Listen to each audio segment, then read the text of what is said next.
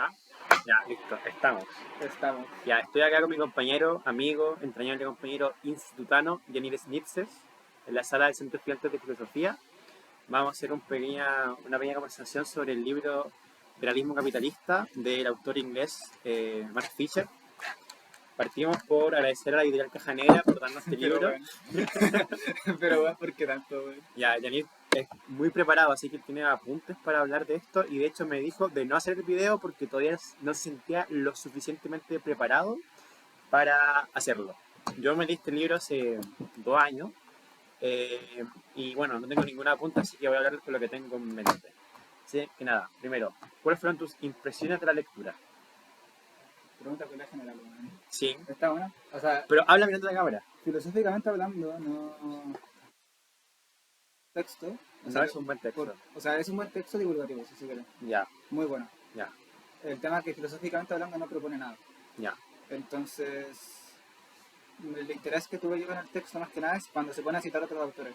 ya, Y se mete en muchas discusiones y conecta muchos puntos. ya. Cuando se mete, obviamente se mete mucho con Chichek, con Deleuze y Guattari, también habla algunas veces de cibernética. De cibernética. Y sobre todo, sí, pues, en ese sentido se meten varias discusiones distintas. Y ahí me resulta interesante usarlo como texto base para profundizar en esa cosa. Siento que este es un muy buen libro introductorio para después profundizar, como ya dije, en discusiones más especializadas. Ya, para mí este libro es, por así decirlo, un ícono de los nuevos movimientos de izquierda anticapitalista, sobre todo del siglo XX, digo siglo XXI y mucho más de aquí, de 2015 hasta ahora. Sí. Porque, como dijo el Jenir, es un texto que no es profundamente filosófico, sino es, por así decirlo, bastante panfletario, porque resume muchas ideas para dar un mensaje bastante claro, que es este tema de no hay otra alternativa al capitalismo. El eslogan principal con el cual se suele identificar este libro es la idea de que es más difícil pensar en el fin del mundo que en el fin del capitalismo. Entonces, con toda esta idea se arman los conceptos y se hacen los enclaves con los cuales el libro se desarrolla. Aunque a mí sí me parece que tiene algo muy interesante en su forma de análisis, que hace mucha crítica cultural. Ah, sí. Durante todo el libro voy a ver cómo Mark Fisher empieza a hablar de películas, que habla sobre Children of Men, habla sobre álbumes, y luego en su obra, que ya más cercana a la cibernética, Fantasmas de mi vida, en todo su recorrido, te das cuenta que él realmente hace sus críticas al sistema, por así decirlo, hablando sobre los productos culturales y cómo estos han cambiado o no. Entonces, en ese sentido, igual me parece que tiene algo de innovador esta lectura. Sobre todo como para situarnos en un punto político diferenciado del capitalismo de la industria, el capitalismo de Ford, y poder pensar cómo es este capitalismo, por así decirlo, que es más líquido, más permeable. Sí, pues. Sobre eso, una de las lecturas, bueno, esto trata mucho sobre esto de la nostalgia, de, bueno, este texto me ha dio lecturas que tratan ese tipo de temas. Por ejemplo, hay otros autores como Ryan Reynolds y otro que era como, lo puedo buscar, era como Tuller, una cosa así, Tuller, que hablaba este del porcientrismo, que es justamente autores que de la línea del Mark Fisher, que conocían a Mark Fisher, ¿Ya? profundizan en este tema de cómo la sociedad ahora solo se puede orientar hacia el pasado. Y conectando lo que tú decías, habla mucho de la producción cultural.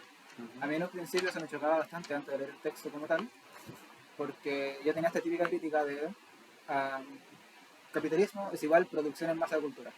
Fischer intenta reapropiarse de la producción cultural en masa y decir que no es inherentemente capitalista. De hecho, al final del texto habla de rescatar estas películas, música, producción en masa, así en serie, y instaurarlas en sistemas que no sean capitalistas.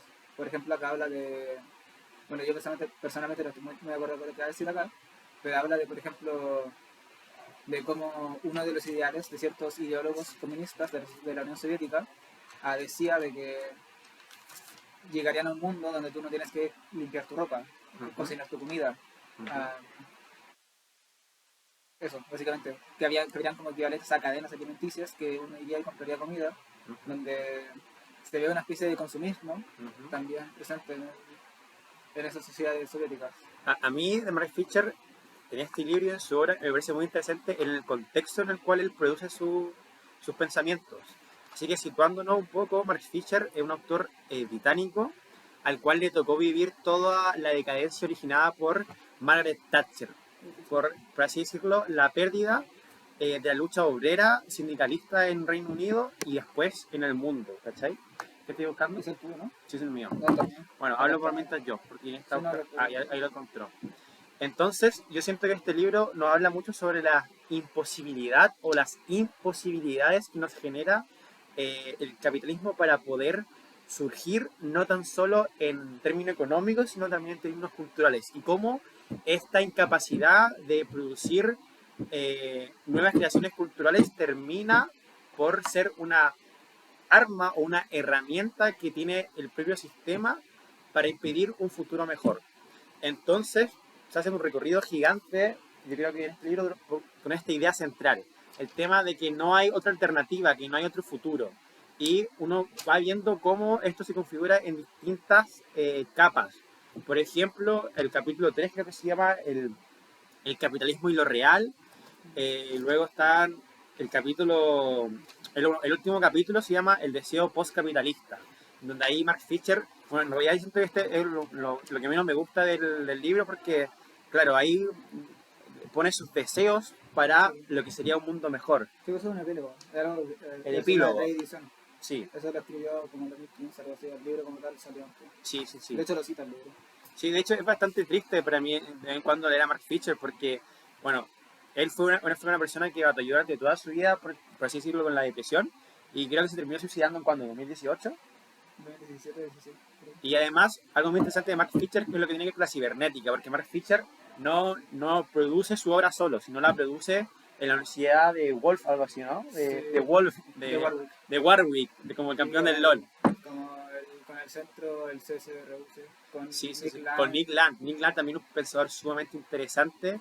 El Franklin Domena, ¿no? Aceleracionista. Aceleracionismo. Ultra derecha. Él es un aceleracionista de derecha, el cual creo que fue profesor de Sí. Mark Fisher, ¿sí? Antes no era así, o sea, él tuvo un descenso entre comillas a la locura, así como a la década de 20, pero antes igual era aceleracionista, hacía teoría ficción, era bien. Es bien interesante, de hecho, lo que ocurrió. Tengo un lector súper. Claro, entonces, por ejemplo, volviendo al tema del libro, a mí me parece muy interesante pensar en términos productivos la diferencia de la producción que se hacía, ponte tú, en el capitalismo del siglo XX con el tema de Ford y cómo se produce ahora la economía, que está en una economía que tiene que ver más con el mundo de los servicios, con el mundo de las finanzas. Hay una parte del libro que trata justamente sobre eso, me gusta mucho, que es una de las lecturas que abren. Es el paso de la sociedad disciplinaria, que estudia Foucault, al paso de la sociedad de control, que Deleuze en su último libro, el Postscriptum de la sociedad de control, trata un poco. Y es bien interesante eso, porque habla de cómo se diversifica justamente la cibernética, que la cibernética es como básicamente el arte del gobierno. Sí. Entonces, en la sociedad de control, el gobierno está esparcido en todos lados, donde el mando no se encuentra en un solo lugar, ¿Ya? pero aún así todo se limita a uno. Eso es lo que dice, por ejemplo, Fischer, cuando habla, de, por ejemplo, del estalinismo de mercado, ¿Ya? de que todos los diferentes rubros y industrias de la sociedad, ya sea la educación, la salud y otras, como el entretenimiento, se controlan no por medio de que yo, jefe, te mando por disciplina y te obligo a hacer las cosas, ¿Ya? sino que todo funciona con incentivos y que tú tienes que cumplir con ciertos, no me acuerdo la palabra exacta que usaba, pero con ciertos mínimos de producción. Sí, mínimos de producción, claro. Y justamente en ese sentido, el control, aunque se mantiene como uno, en tanto que la burocracia sigue siendo como esa cosa abstracta, que manda de una forma específica, ahora el que ejerce ese mando es cada uno. Ya no es una vigilancia externa, sino interna. Claro. Porque tú te arriesgas a perder tu trabajo si no llegas a los requerimientos. Claro, el tema de que permanentemente tienen que estar autovigilándose para cumplir ciertos márgenes que no están establecidos. Cuando uno trabajaba en una empresa, por lo menos cuando yo trabajaba para comida rápida, no está puesto que es necesario hacer horas extra para seguir el trabajo. Pero cuando uno rechaza las horas extras a su empleador, en mi experiencia lo que ocurría es que cambiaba un poco el trato, porque era algo que no estaba impuesto normativamente, no era algo que estaba claro, no era una vigilancia externa hacia mí que me decía haz esto, sino que tiene que ver con toda la idea del cambio del lenguaje de trabajador a colaborador. uno ya no es un trabajador, no es un empleado de una empresa, sino que es un colaborador. Y como tal, uno tiene que, como dice la palabra, colaborar. Y todo este cambio de lenguaje tiene que ver para mí con eso, como una autovigilancia, como uno permanentemente tener que cumplir con las expectativas, más no con las normas. Hay una diferencia principal en algo que se espera de ti, es algo que tú no puedes saber, o puedes saberlo, bueno, puedes saberlo porque uno es inteligente o alguien con cerebro que puede darse cuenta de qué es lo que alguien espera de ti. Pero eso no es lo mismo de que eh, se ha dicho, hay una norma que te diga 8 horas de trabajo, 7, X. Y para mí eso me parece muy angustiante porque antes se pensaba que tenía un puesto de un trabajo como de una vida entera, así como la típica carrera de funcionario, como de entrar a trabajar, luego pasar años y pasar todo tu vida en esa empresa, se veía como algo angustiante y ahora siento que se ve deseable en cuanto no es común eso, ahora lo común es que uno termina pasando de un puesto a otro, de un puesto a otro, de un puesto a otro y se hacen como nuevos arquetipos de trabajadores como pueden ser los freelance, trabajadores, gentes que venden su fuerza de producción a gente que le prestan los medios de producción. Entonces, por ejemplo, yo posiblemente el único empleador constante que yo tengo en mi vida, si Dios quiere, va a ser la universidad o el gobierno. Porque si yo quisiera trabajara como antropólogo, no sé, pues, ponte tú para ONGs o para estudios de impacto ambiental, lo que me pasaría es que pasaría de un puesto a otro, un puesto a otro, en una constante autovigilancia, en una constante agonía para poder recibir como mi sueldo. Y bueno, es una reflexión que yo tengo. No sé si quería aportar algo en ese sentido. Soy culiado. ¿Qué? Soy culiado. Sí, al Yanir le molesta mucho el sol. El Yanir es un poco tiquismiquis con esto. Bueno, pues, no ya, pero sí, una de las cosas que hablaba el texto que justamente se condijo harto con mi experiencia trabajando en Canadá era el tema justamente eso, de que existen más órdenes tácitas a las que se te esperan y que eso son son mucho más invasivas y que te siguen a tu vida diaria. Por ejemplo, obviamente se espera de que uno tenga una buena actitud cuando está haciendo atención al cliente, que era parte de lo que yo trabajaba, pero también se esperaba seguir con esa máscara, por ejemplo, en la sala de trabajadores, donde uno hablaba con el jefe, y se esperaba como seguir eso, con ese personaje, constantemente estar sonriendo, ¿no? Sí, todo está bien, ah, estamos haciendo todo con ganas, y jajaja, y la buena. Parte de lo que habla el texto en mucho sentido es eso, de cómo, por ejemplo, da un ejemplo de una serie, no me acuerdo cuál, que una loca, de que una empresa tenía como requisito que cada trabajador tuviera por lo menos 7 distintivos personales. Era en una cafetería. Y una trabajadora tenía exactamente 7. El tema que el jefe le, le habló sobre eso, pues, le dijo de por qué tienes solamente 7. ¿Quieres parecer acaso a alguien que simplemente se cierne a las normas? Como ¿Ya? que lo estás haciendo porque no quieres. Porque tienes que hacerlo. En ese sentido, Fischer habla sobre cómo se extienden estas normas de trabajo hasta la casa. También habla, más allá de estas normas de trabajo, sobre cómo uno se tiene que transformar siempre en un trabajador, en el sentido de que tiene que estar siempre aprendiendo las habilidades, constantemente mejorándose uno mismo, porque uno ya no aprende simplemente en una sola empresa, sino que tiene que estar constantemente trabajando, cambiando de trabajo. Entonces, tiene que ir diversificando sus habilidades para que más lugares lo puedan aceptar. Entonces, siempre el mejoramiento de uno mismo es constante y dura toda la vida. Claro. Ah, No, y todo esto referente a lo que significa, por así decirlo, las cosas más de infraestructura del capitalismo, o sea, de cómo ha cambiado la realidad económica y de cómo conseguir un buen sueldo. Pero además de eso, a nivel de la superestructura, o sea, los niveles culturales, la mente, la psique, me parece muy interesante pensar cómo se ha llegado a una imposibilidad reflexiva en el capitalismo liberal, por así decirlo. Eh, y nada, también eso vincularlo con el tema de la gran cantidad de pruebas mentales que hay ahora en el siglo XXI. sí, al principio el libro se trata de que se dice, a eso se vincula en parte porque básicamente lo que afirma Fischer es que en la actualidad existe una conciencia clara de que el sistema está mal, de que todos saben de que el mundo actualmente es, entre comillas, una mierda, pero existe un pesimismo frente a poder hacer algo. Se sobreentiende de que hagas lo que hagas no se va a poder cambiar. Entonces, cuando dice esto de la de la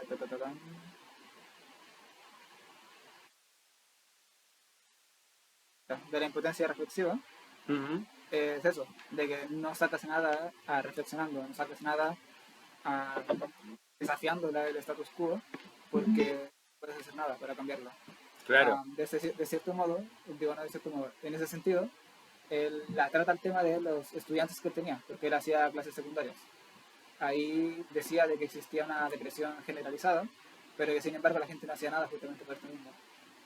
Y eso es lo que él le atribuye a esto, a la propia forma en la que se está configurada el capitalismo tardío, en tanto que acá cita un poco psicoanálisis de Lacan, dice de que cultura del entretenimiento y del consumo continuo lo que hace es fragmentar el tiempo y transformarlo en un presente continuo, donde uno simplemente no tiene una continuidad de pasado a futuro, donde uno tiene una historia de vida, sino son varios presentes dosificados de estímulo continuo.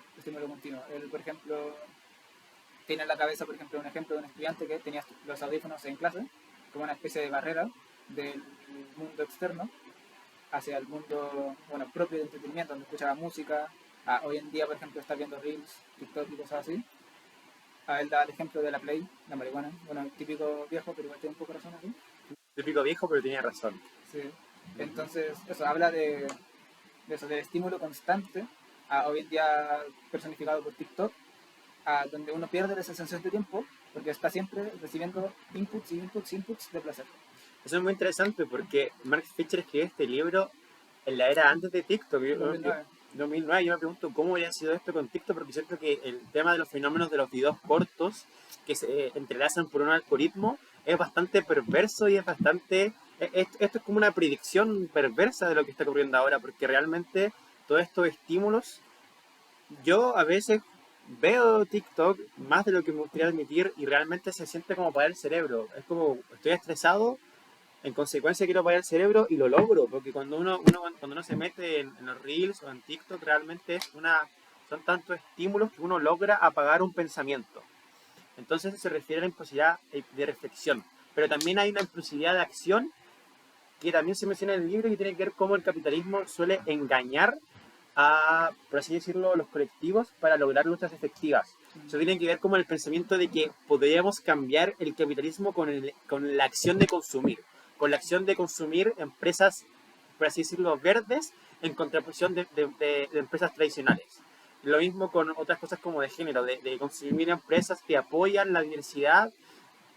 Todo esto se ha extrapolado a niveles donde prácticamente todas las luchas sociales, o no todas, pero la gran mayoría se ha llevado a un nivel de marketing, como que el capitalismo empieza a absorber las demandas y las integra a su propio funcionamiento. Sí, pues Fischer decía, una atribuye a esto, bueno, no Fischer, a Zizek, Zizek, Slavoj Zizek. Zizek, y Fischer lo recordaba, que Zizek atribuía esto al comunismo liberal. No es una ideología, sino era una forma en la que se refiere a la gente que pretendía comprar, por así decir, su virtud ética, su virtud moral por medio del consumo. Eso es lo que decía Luciano antes, de compro un producto de una empresa que tiene el sello de ética, que tiene el sello de diversidad, el sello de que si compras una de mis cosas, yo también voy a donar parte del precio para beneficencia. Y con eso pretendían efectivamente salvar el mundo por medio de la caridad.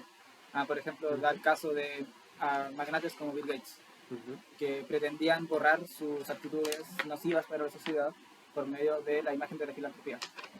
Eso mismo, por ejemplo, al final lo que él le atribuía a eso era una especie de culpa, de no puedes hacer nada, el mundo se sigue yendo a la mierda, el cambio climático no está cambiando, pero tú por lo menos estás no siendo parte del problema porque consumes bien, consumes los productos correctos. Sí, bueno, y todo para mí esto va como a la idea que también se relaciona con otra autora, aunque no está tan cercano, sino el tema, de hecho, así se llama un capítulo, que a mí me parece como muy educativo el título, que es todo lo sólido se disuelve en las relaciones públicas. Y yo siento que eso es uno de los aspectos principales que busca plantear esta crítica al capitalismo, que es que todo lo sólido se disuelve y punto. Todo lo que una vez fue concreto, todo lo que una vez estuvo ahí ya sea como norma, como estructura, como fábrica, ahora está sumamente diluido y en esa dilución uno empieza a perderse. Y en este tema de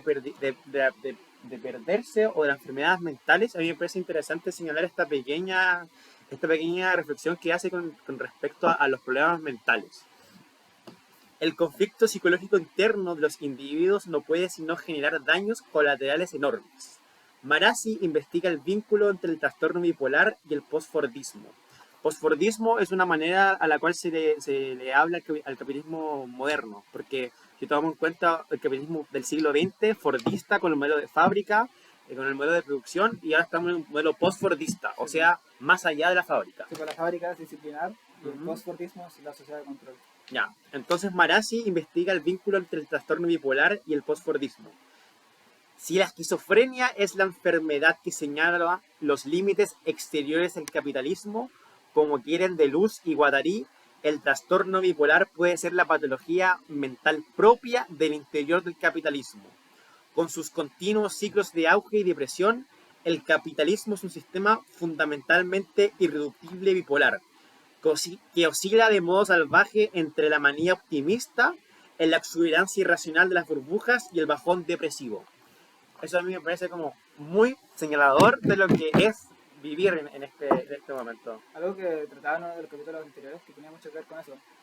El tema de que él la asociaba a la depresión, la epidemia de depresión, justamente de la juventud y de la gente en general, era el tema de la depresión anhedónica, que se refiere a la adicción al placer.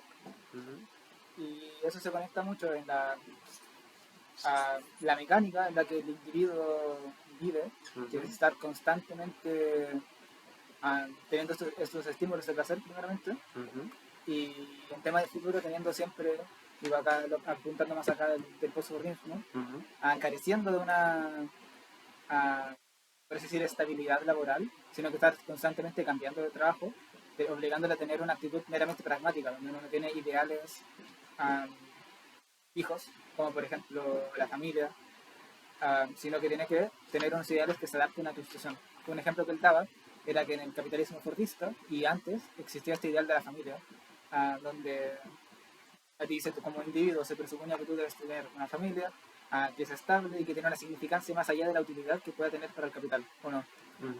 Mientras que ahora es meramente pragmática en el sentido es si te puedes permitir tenerla o no.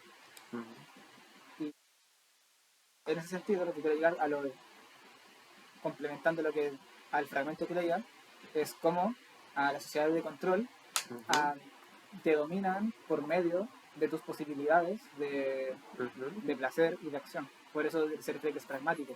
Por eso se refiere a que estás constantemente recibiendo dosis de placer que son carentes de cualquier sentido también. Claro, y justamente ahí se relacionan muchas ideas que tienen que ver con el control de la disciplina, con temas que tienen que ver también con Foucault, con el tema del control, la biopolítica, y de cómo en cierto sentido el deseo se ha vuelto una forma de control, el tema de que estemos deseando constantemente, no sé, una nueva casa, un nuevo auto, una nueva mina, etcétera. Cómo el deseo termina siendo utilizado por el capitalismo para perpetuarse, no infinitamente, pero sí extenderse, porque teóricamente el marxismo planteaba de que el capitalismo iba a producir los propios frutos de su destrucción, o sea que el capitalismo al llegar a un punto de producción tan gigante iba a ser tan incontenible el plusvalor que inevitablemente se iba a llegar a una sociedad mejor, veas el socialismo, el comunismo. Y ahora vemos que eso no es así, dado que la producción que se produce más deseo por seguir consumiendo y así se va extendiendo todo este sistema en cierto punto macabro. De hecho, eso dentro del marxismo es una discusión bastante interesante. De hecho, el libro que estoy leyendo ahora trata justamente un poco sobre eso. Y Fischer tiene mucha inspiración en esto. El libro que estoy leyendo sobre la historia de la Escuela de Frankfurt. Fischer tiene mucha influencia de la Escuela de Frankfurt y ellos justamente una de sus críticas principales es esa. Estaban en la época de la posguerra y veían cómo estas sociedades que se suponía, estas sociedades industrializadas que se suponía que tenían que sublevarse por la revolución, no lo hacían y sin embargo mejoraban su situación material. Y que aún más, sin embargo, aunque mejorase su situación material, no mejoraba su condición real de vida, su condición social. Entonces, gran parte de estas críticas neomarxistas, acá de la Escuela de Frankfurt, y que después en ciertas partes Fischer cita y se agarra en mano, aunque sea con otros autores que están influenciados por esa escuela, como de desigualdad en parte. Ah, eso, expande esa crítica más allá de las meras condiciones materiales y entiende de que las condiciones sociales, la forma en la que se configura la vida social realmente, es más importante. Acá, por ejemplo, el tema de la ontología social, que no se trata en fichas, pero tiene bastante importancia en ese tipo de cosas.